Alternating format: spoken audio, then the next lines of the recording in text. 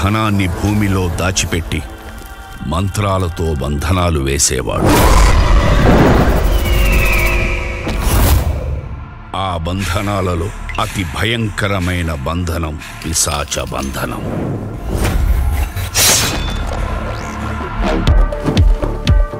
దయ్యాల్ని నమ్మని ghost Hunter with ghost hunting equipment.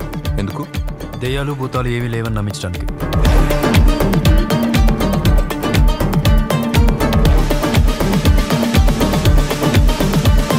We can consider them as energies. Energies లో positive energies ఉండొచ్చు, negative energies ఉండొచ్చు. ఎప్పుడైతే ఆ మంత్రాల సౌండ్ ఫ్రీక్వెన్సీస్ అప్పుడే పాజిటివ్ ఎనర్జీ జనరేట్ అవుతుంది. మీ ఇంట్లో లంకె బిందెలున్నాయి. ధనానికి కాపరిగా ఉంటున్న ఓ పిశాచి యొక్క బంధనం భంగపడి ధన పిశాచి పునరుద్భవానికి కారణమైంది. అక్కడ నీకేమైనా కనిపిస్తుందా? ఒంటి నిండా బంగారం ఉగ్ర రూపంలో అరుస్తోంది.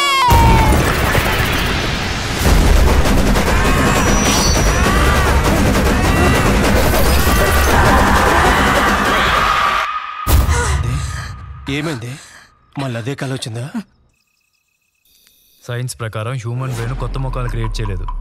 నీ కళ్ళలోకి వస్తుందంటే నువ్వెక్కడో చూసుండాలి.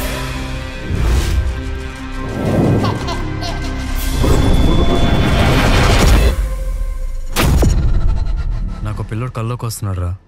ఆ పిల్లోడిని ఎవరో చంపాలని చూస్తున్నాడు. Not all spirits are friendly, some are very dangerous. వాటిని మెప్పించడానికే జంతుబలు ఇస్తూ ఉంటాయి, కొన్నిసార్లు నరబళ్ళు కూడా ఇస్తుంటాయి. అభం శుభం తెలియని ఆ పసిబిడ్డని బలి కోరుకోవడం ఏంటి స్వామి?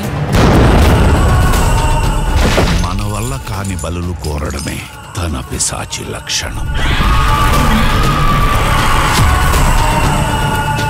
ఎన్ని సంవత్సరాలుగా ధన పిశాచి శక్తి పెరుగుతూనే వస్తోంది. అది తారాస్థాయికి చేరే సమయం ఆసనమైంది.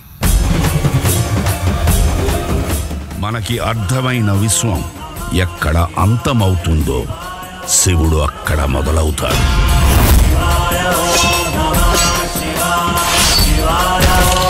అతని తలంపు ఈ విశ్వం, అతని తాండవం దాని విధ్వంసం.